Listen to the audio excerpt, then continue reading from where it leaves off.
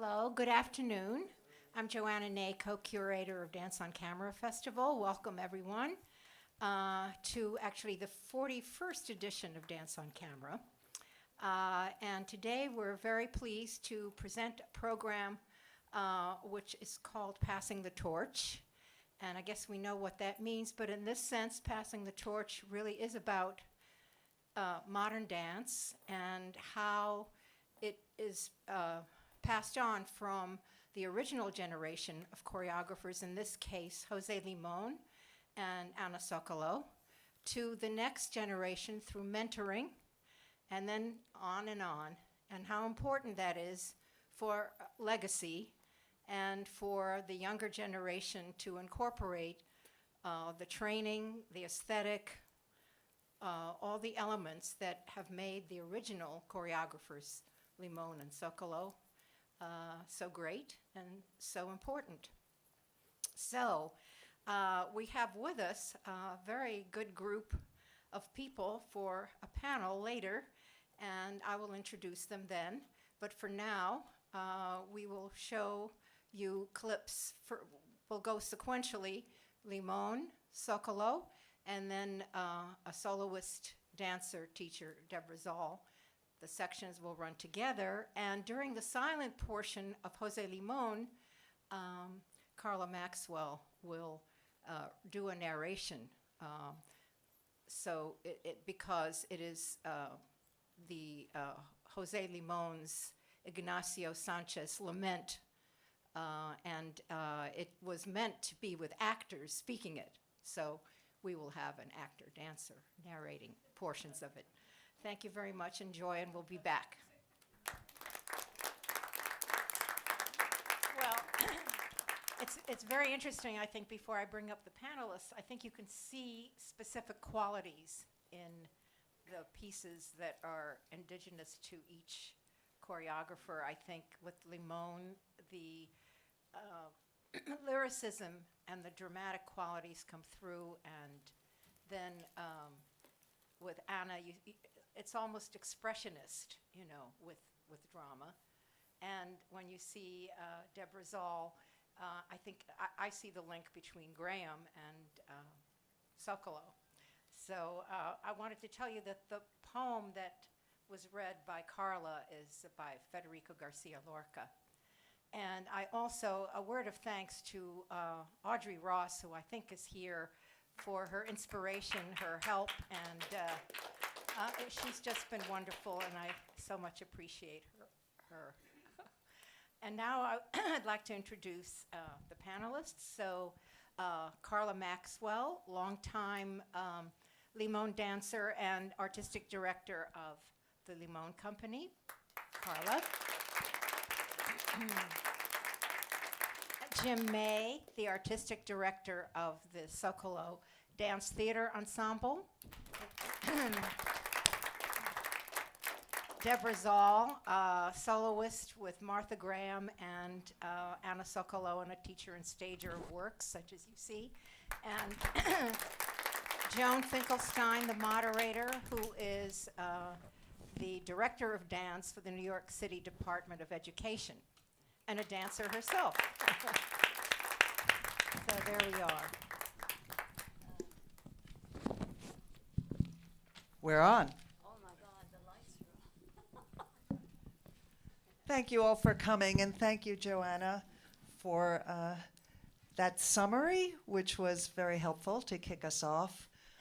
These films have filled my heart. I hope they have filled yours with such a profound joy at seeing the dedication and commitment of these artists, all the artists of all the generations, in teaching and performing these works. I think of the young Jose coming to New York City and hoping to study art, and seeing Harold Kreutzberg on the stage being lit up for dance and finding his way to Doris Humphrey. I think of Anna Sokolow studying as a teenager with a variety of people and finding her way to Martha Graham. Both of these artists broke off developed their own companies, and developed a legacy of works, but not only of works, as you saw, of a whole philosophy and approach to the dance art form. So we're talking about passing the torch today, and I guess the questions really are, what exactly is the torch? Why is it important to pass it on? To whom are we passing it on? And how are we going to go about doing that? So we have wonderful panelists here who can tell us, I hope. And the first, the first, We hope. well, yeah, I know you will. The first question I want to ask you is if you could just kind of put us on the page a little bit about how these film documents came into being and for what purpose. Should I start? Carla, you want to start? Sure. Well, you had a collection of 3 different sources. The first black and white clips were from archival, all archival footage, and the beginning where Jose's speaking and dancing in the grass was part of a TV special that was done way back in the mid-'60s. And I love that clip because we hear his voice and he lays it out. He says exactly why they wanted to create and what their aim was. And you could see him at the beginning of his career. And then the clips which were silent, which I was reading parts of the Lorca poem, just to give you an inference, because Doris had a dancer who was a figure of destiny who spoke, Letitia Ide, who was the original, and an actress speaking the lines from Lorca, telling the story of his bravery and reverence. And she was one of the first to use the spoken word in theater and theater dance. So that part was all archival. The second part are really outtakes and some clips from a marvelous documentary that Anne Vachon and her son Malachi Roth made about Jose's life. It started as a dance history project for Anne. I don't know how many years ago now, because there wasn't enough material to teach about his life and work. And she started researching, and then she started visiting his brothers and sisters who were still alive. And needless to say, there were weeks and weeks of footage one could watch nonstop, and they started to edit it. And there's a marvelous documentary called Jose Limon, A Life Beyond Words. So these were outtakes from that process. Some of the images are in the actual film, and some are not. Certainly the interviews with the people you heard speaking. And a 15-minute version was made, and when we were, I think just so people could have something short to also offer the public to learn about Limon. But when we went to Beijing in 2010, we were asked to bring something to acquaint the audience. So I worked with Malachi, and we tightened it down to 8 minutes. And what we took off was a bio on Jose because we just wanted to get to the speaking and the so forth. So the last section that was in color was really meant to help educate audiences. We've used it for promotion. We've used it sometimes showing it in the theater before we perform or before a second act. And it's very helpful because people don't know about Limon, if they don't know about Limon. And we've also found teaching in the schools, now that we do have some of Jose's own life written down through his memoirs. That was not finished before he died. It was on a yellow legal tablet in pencil, half in Spanish, half in English, and Anne transcribed that and brought it to Norton Owen, who's sitting here, and they got it published. So we learned about his life, which is very inspiring, because he was an immigrant. He came as a young child, and he had every opportunity to drop out of society, many, many tragedies in his life. And each time he found the courage and inspiration to make something positive and creative happen. And when young people, it doesn't matter what nationality or if you had the immigrant experience, he became a great world artist. And the same is true of Anna, growing up from immigrant parents. So you have these two artists who loved each other, we're good friends, and continues between Jim and I. So, okay, I talked enough. It's your turn. Jim, tell us about the film. Sorry, I've jotted down some of the things I was thinking about of your questions. Since Anna passed away in 2000 at the age of 90, I have tried to educate the dance world and community at large that she was more than just the creator of the 1955 masterpiece Rooms. Over the past decade, I have reconstructed 19 of her major works for the company, which include Session for Six, 4 songs, Magritte, As I Remember, Ballade, Frida, Steps of Silence, From the Diaries of Franz Kafka, Kurt Weill, Dreams, September Sonnet, Scenes to the Music of Child's Eyes, Evolution of Ragtime, Mural, Lyric Suite, Homage to Poe, Opus 65, Rooms, and Odes. You can applaud. These were all performed in New York City. I don't know how many you saw. The difficulty confronting me mainly is the training of today's dancers. Anna had a distinct stylistic technique, but not an actual Sokolow technique. Most choreographers have their own technique and borrow from established ones. Anna brought a technical style to each dance she choreographed, but the technique was dictated totally by the idea. In Kafka, words were spoken. In Jelly Roll, one had to tap dance. In Kurt Weill, we had to tango. In Rooms, the technique was emotionally based. In Opus 65, there was the twist, the bossa nova, and riding motorcycles. In Dreams, which was about the Holocaust, Anna wanted an unusual movement because she felt the idea was so against anything mankind had ever seen before that the movement had to be unrecognizable from any dance vocabulary. We had to vomit, scream without sound, and run, run, run. Each different Sokolow dance totally requires a different new technique. My effort to give my dancers the knowledge Anna gave me includes studying acting. Patti LuPone said she learned more about acting from Anna Sokolow than her Juilliard acting teachers. They must have a deep understanding of music.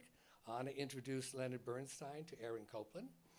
They must go to museums. Anna choreographed a multimedia work about Frida Kahlo because their friendship and shared interest in emotional surrealism.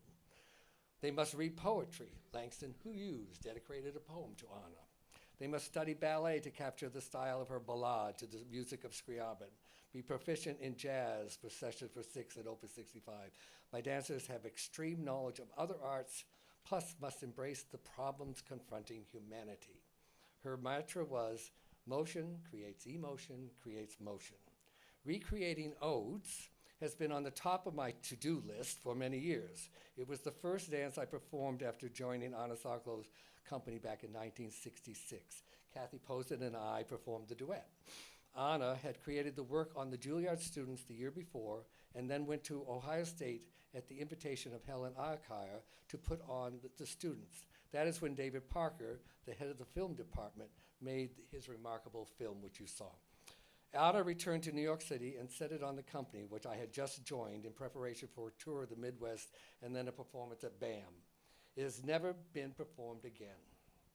It was obvious that I didn't recreate this important dance. It is obvious that if I didn't create this dance, it would be lost forever. Only one person has ever asked me about it. A few years ago, when I was working in Essen, Germany, Pina Bausch asked me about odes, stating that along with Anna's Magritte, it had a profound influence on her career. I had to wait all these years because I was training dancers. I had to train 23 dancers, 8 of them men, in a technical style none had experienced before. I had a bass company that had worked with Anna and me for over 25 years, then a group that had been studying with me for over 10 years, and then a few younger dancers whom I had encountered while teaching at universities around the world, some from Asia, Mexico, Italy, the Boston Conservatory, San Antonio, Switzerland, even 2 dancers from the Limon company. Thank you, Carla. I had to start each rehearsal with a class that informed the dancers of this technical style, plus introduce them to Anna's phrasing, which was a perfect interpretation of Varèse's abstract music. Fortunately, Lance Westergaard was the original man in the duet, and he added great insight into the process of Anna's original direction. But the most amazing thing was that during the whole year, the dancers never missed a rehearsal and were totally enthralled and committed to the work. Anna was a consummate professional all her life and would have been very impressed with their complete dedication. It is very difficult to find dancers today who have this kind of focus. Because of the intensity of the work, they must learn that when they are not being used, they must stay out of sight, yet sit down and watch. Anna felt it was important for true art to have a point of reference. Odes is the work that captures her philosophy on life. The first section is primitive, almost primal. Women arch backwards and stand on four limbs with their pelvis pushed into the air. Men sniff the air and jump wildly. Duets occur where men thrust their legs through the women's legs. Then all the dancers jump wildly, culminating in stamping and abandonment, representing that we came from the animal world. Then the next section is called the bird duet, very lyrical, very beautiful, representing the gracefulness found in nature.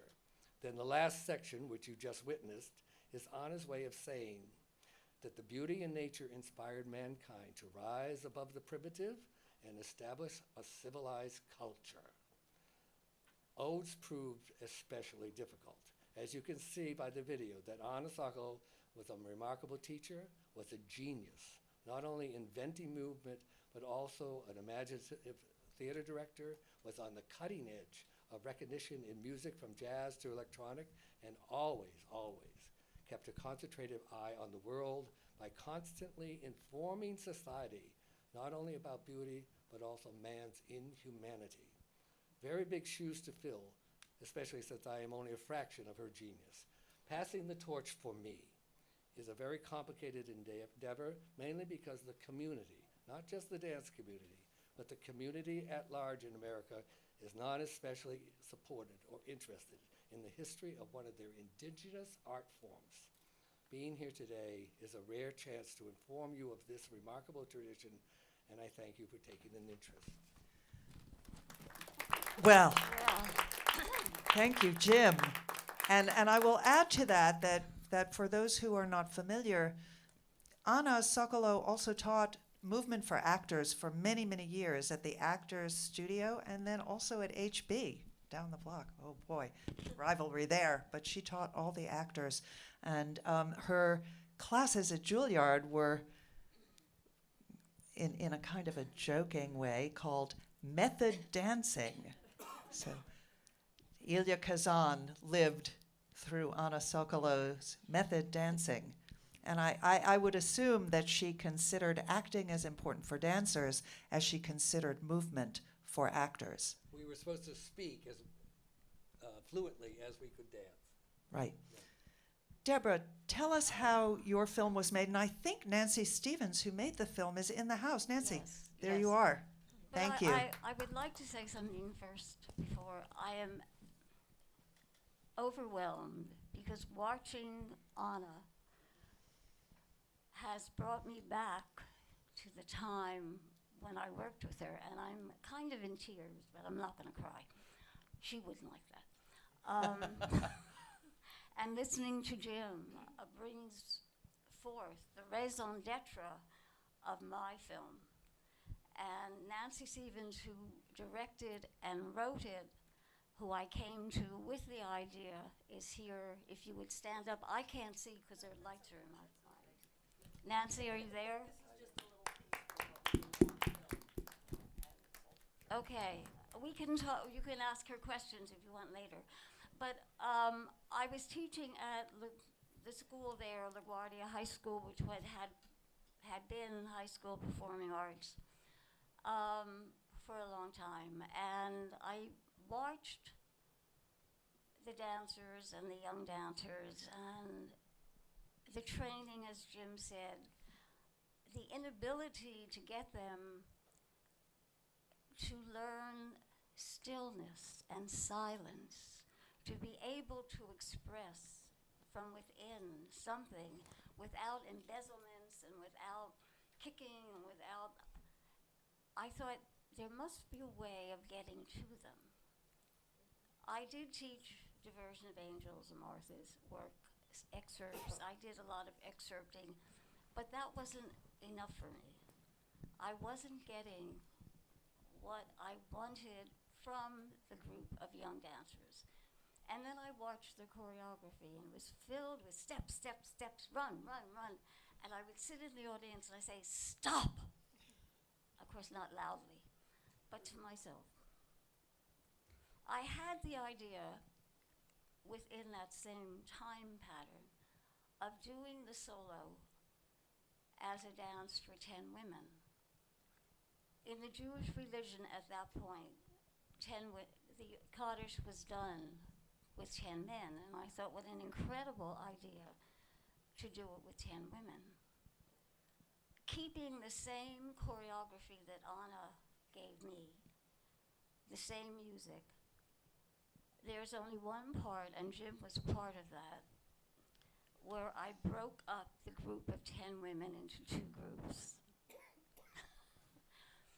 And I thought to myself, this would be a way of teaching stillness, teaching about Anna Sokolow, that I felt the experience of a group of young dancers within the creative process would be much more valid than looking at videotapes and hearing people talk about the choreographer. Not that that's not wonderful, but let them get into that experience, that feeling of bringing forth an idea individually together from a great master.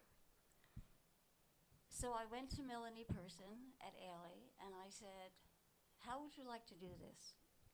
And she said, that's marvelous, let's do it. So I went to Nancy Stevens, whom I had known for a long time, and I said, I'm doing this, and I would like to document it. And what were your words, Nancy? I don't do something. Oh, I said I don't make surveillance videos. Yes. Do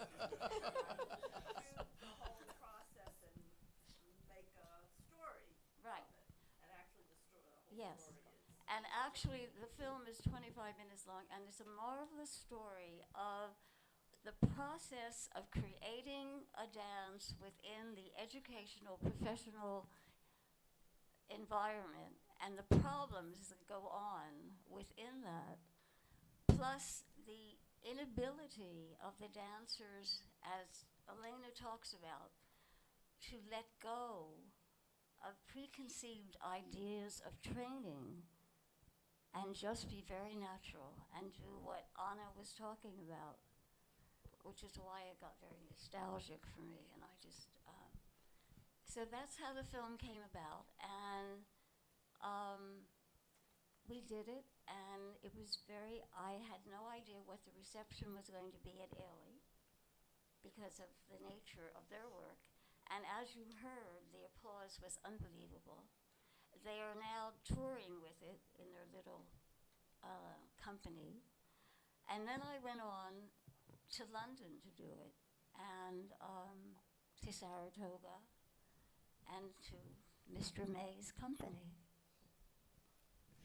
You know, the experience of seeing you teaching Kaddish and seeing the way Anna taught odes and remembering Jose, and I know that you studied with Jose at Juilliard.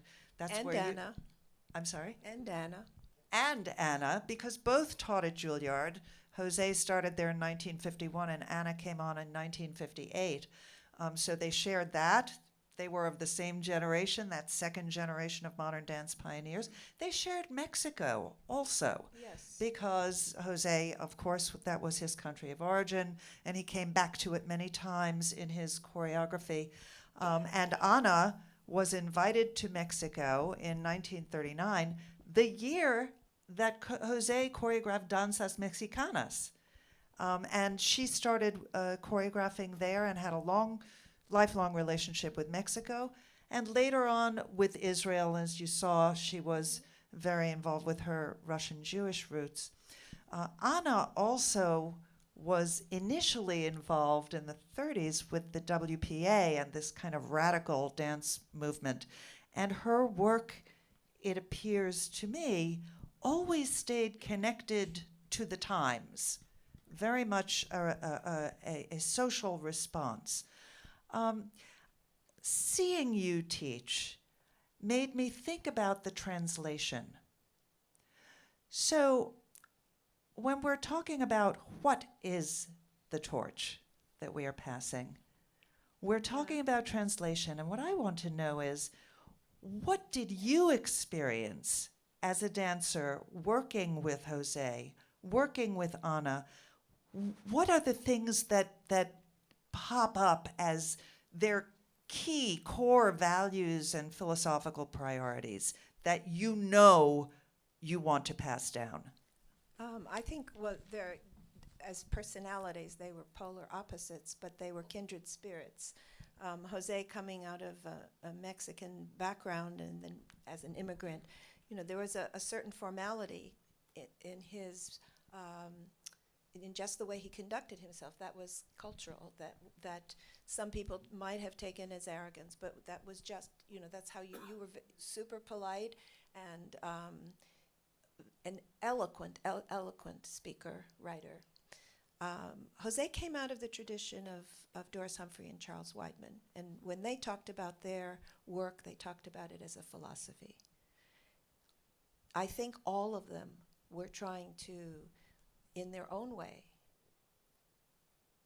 were trying to share the human experience through their art, to either to provoke something.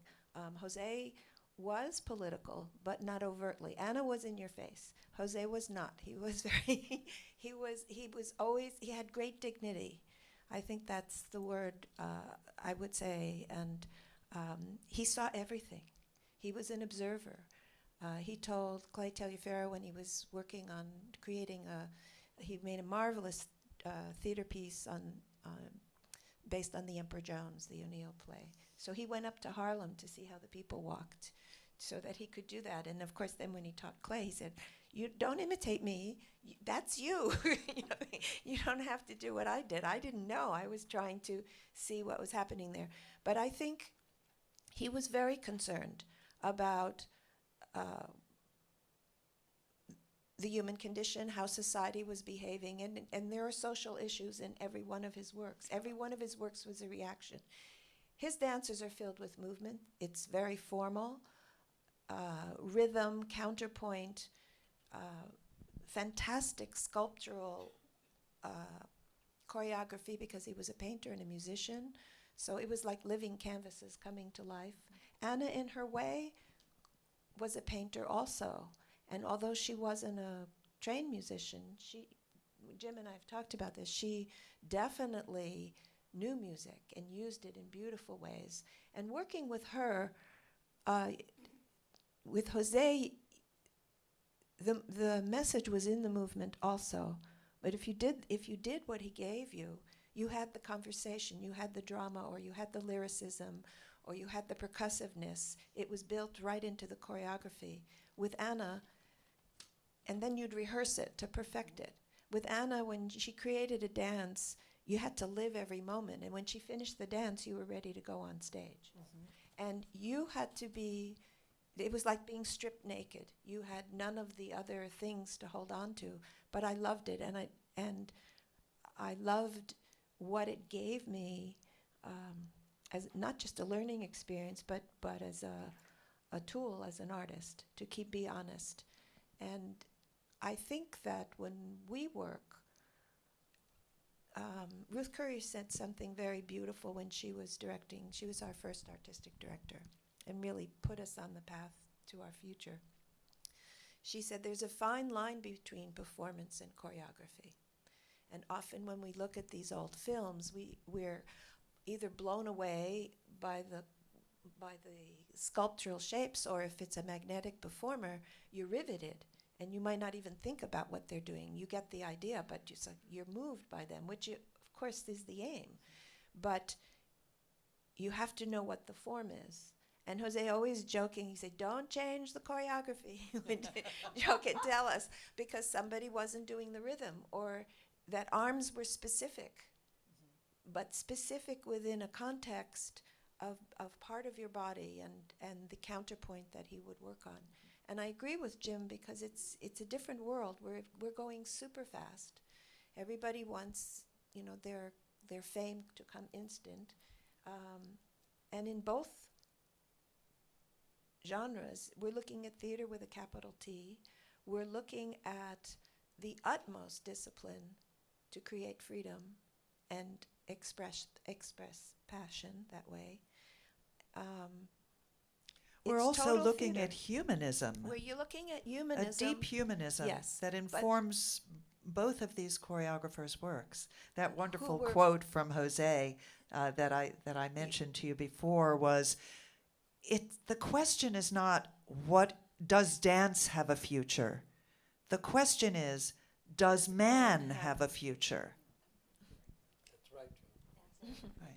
And So Anna- that's from Jose's mouth. Yes. Yeah, no. And Anna, when I knew her and everything, she would talk about the point of reference, coming to your roots. And she used to talk about when she was growing up in New York City, that it was during the Depression, that there were soup lines. People were standing in line for bread, that up the Hudson River, there were these shacks made out of cardboard.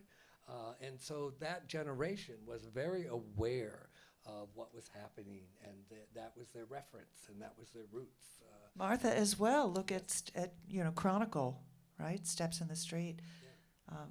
Very, very socially aware at that point in her career. She But- veered toward the psychosexual yeah. Realm, She turned. But to turned. answer your but she question, started. yeah. She started there, Started there. There squarely on the left there is a whole with gestalt Anna. going on here, but I think in passing the torch, I know what Jose said. He said, you have to find the dance inside of you. Yes. Can I tell a very bad story? Please. That when I first met Anna, honesty is one of her major things. And when I first met her, I had seen Opus 65, where the ballet dancers at the end of the dance basically gave the finger to the audience and jumped into the pit. And it was done on Joffrey's company. And so when I met her, she was looking for a dancer, and I said to her, well, I'm not sure if I like your dances. And I was a twerp, and I said, I'll give you 1 year. And every year she'd go, well, is this the year? And in every year, she pulled something out of me that I didn't know was inside me. Each year, digging deeper, deeper, and deeper. So, Can I add to all of this of course. as almost like a foreigner here? No. What happened was I had never thought of doing anything of Anna Sokolow's, though I had loved her work, but I never thought I could do anything. I mean, I just never thought about it. And I was doing solos, very dramatic, women kind of things. And Doris Herring met me on the I don't know, we met, it was a long time ago. And she said, you know what you should do? And I said, what? She said, you should go and talk to Anna Sokolow about Kaddish. I said, what? Why? Because I think you need to do something like that. And I thought about it, and I said, okay. And she said, I'll call her, you call her, and go and see her. Well, I went to see her at her apartment, and I walked in, and I felt like I was walking and seeing Aunt Anna, my family. The chemistry was so strong, coming out of the same Russian-Jewish origin. And we talked, and I wish I could remember what we talked about. And she said, well, let's try. She said, like something that Jim said, she looked at me and she said, you know, I really don't respect Graham dancers. And I said, well, I'll try. And we had a rehearsal on Saturday, and there was a synagogue around the corner from where I live. And I went into synagogue, and it was an Orthodox synagogue. And then I went upstairs with the women and put this thing on my head. And I felt into it, and I started preparing to meet this woman that I had heard about. And actually, I was very nervous and very fearful. And I went. And as talking about music, what Anna did, she sat down, put the music on, and was silent for the whole 5 minutes. And you had to stay still. And then she said, okay, get up. And she started. And I went, what is this woman doing? Because I had never worked with that kind of situation. It was usually, here are the steps, and we're going to, that's not what happened. Stay still. Put your hand. Now. Quiet. And it went like that for a whole hour without stopping. No stops. The only stop was taking off the music and putting it back on. Not a word. It was very, very difficult. I wasn't sure of what was happening. And she would give me turns, which were rounded, but they were not contractions. There was not a spiral. There was nothing that I could relate to. And then she stopped. And that marvelous statement, because I was ready to cry. I mean, I didn't know what to do. I felt, and she kept breath and be still, and now and that's when she said, I don't want to see Martha, I don't want to see Anna, I want to see Deborah, I want to see you. Now stop. And then she walked away, and she turned and said one of the most marvelous things I had ever heard. She said, I respect you, I trust you with my work, so let's get to work. And in fact, you said that to those youngsters I said it, that you were yeah. working with. I want to see you. Don't do it like me. I want to see you. So you passed that right down. Yeah, no, that is so important. And the other thing, which is that they haven't gotten, it takes a while, the experience, the maturity of that quiet, running, walking.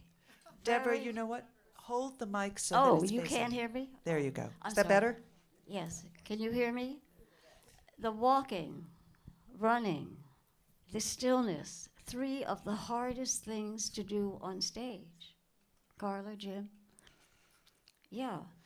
To get these young dancers to even taste it, that to me is nirvana. I think we have made some statements about the what of the torch. Yes? I want to add to that. Yes. I think for us, specifically for Limon Humphrey, there is a technique and there is a philosophy of movement that is, I think, very valuable, which is based on the natural laws of gravity and the body. Fall and recover, suspension. Well, it's suspension, isolation, but it's Breath.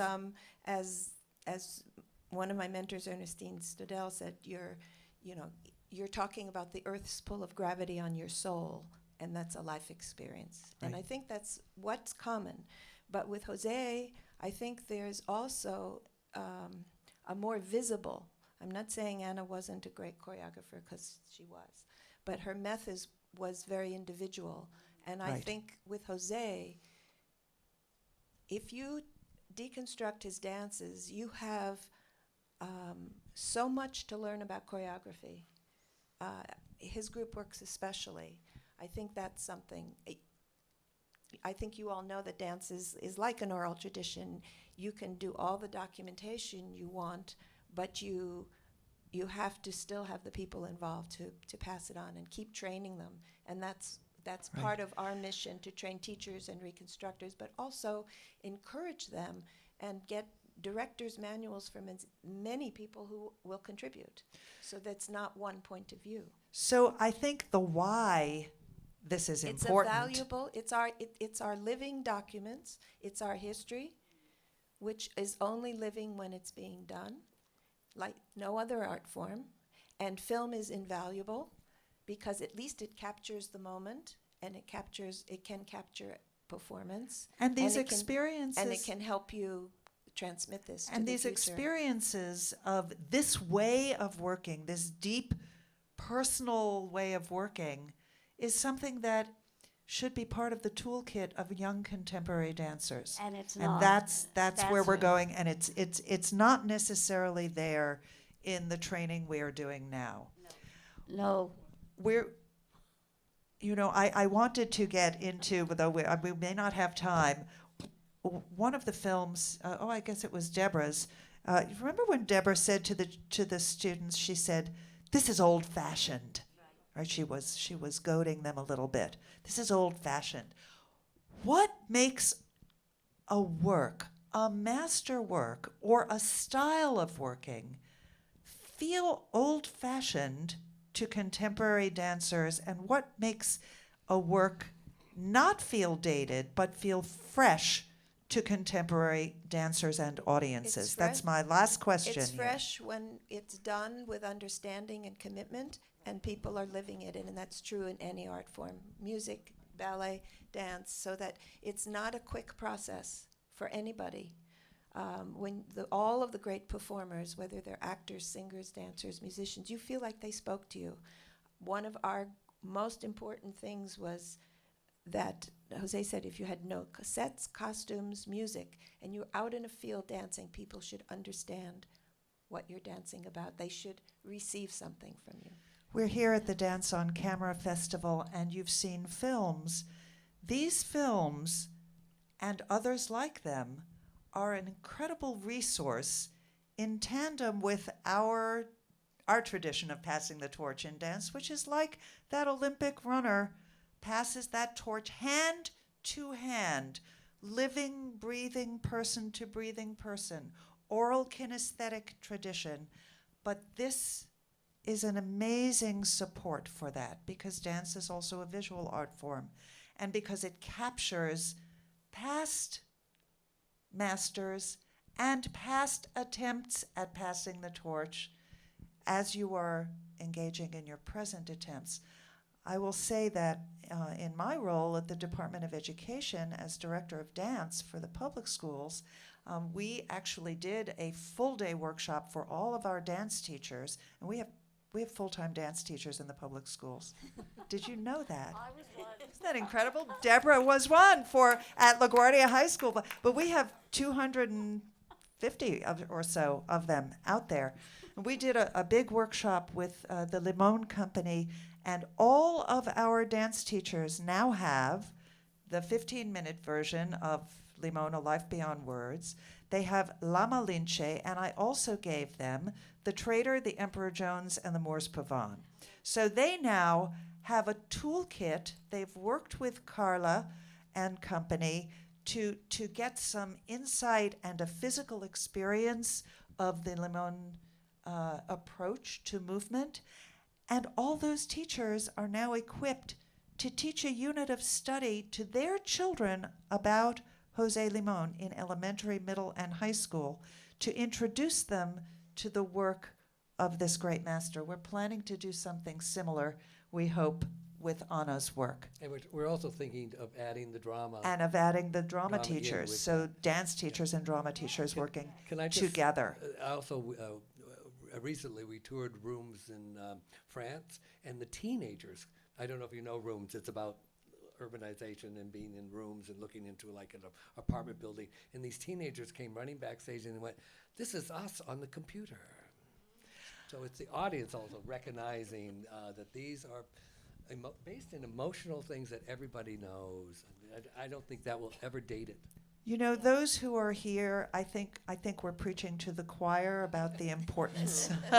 I have a hunch, just a sense, about the importance of maintaining our dance legacy. We're such an ephemeral art form, and there's only us chickens to do it. Actually, we're the ones who care the most, and we're the ones who are equipped to do it. You know, legacy is a little bit like a hall of mirrors, because how far do you go back? Everybody is influenced But it's and not becomes just part dancers. of their I predecessor's think legacy. these were extraordinary human beings, and their lives are interesting in what they accomplished, and they're part of our artistic fabric of this country, and the presentations have to be for everybody.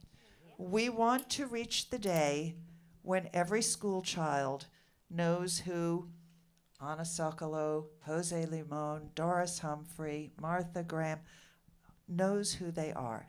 Alvin Ailey, you name it. We want that to be part of our I have an idea. core curriculum. Sorry, I have an idea about this, how to get the young people interested. Yes. They go to YouTube and watch Robin Williams do an Anna Sokolow class. Absolutely. Now, it is not exactly an Anna Sokolow class, but he is a great mime, and he was there at Juilliard with her. Yes, he said so- something. Yeah. Robin studied with Anna at Juilliard, and he has been quoted as saying, "Oh yes, she's the one that grabbed you by the balls and dragged you across the room." There you go. We- Well, I think we now. I'm We, sorry. I we think have to wrap it up, unless there is one burning question. We have to wrap it up. We do have to wrap it up. Please thank you so thank much, Andrew. our wonderful Thank you, panelists. Carla, Jim, Deborah, and thank you so much, Joan. Thank you.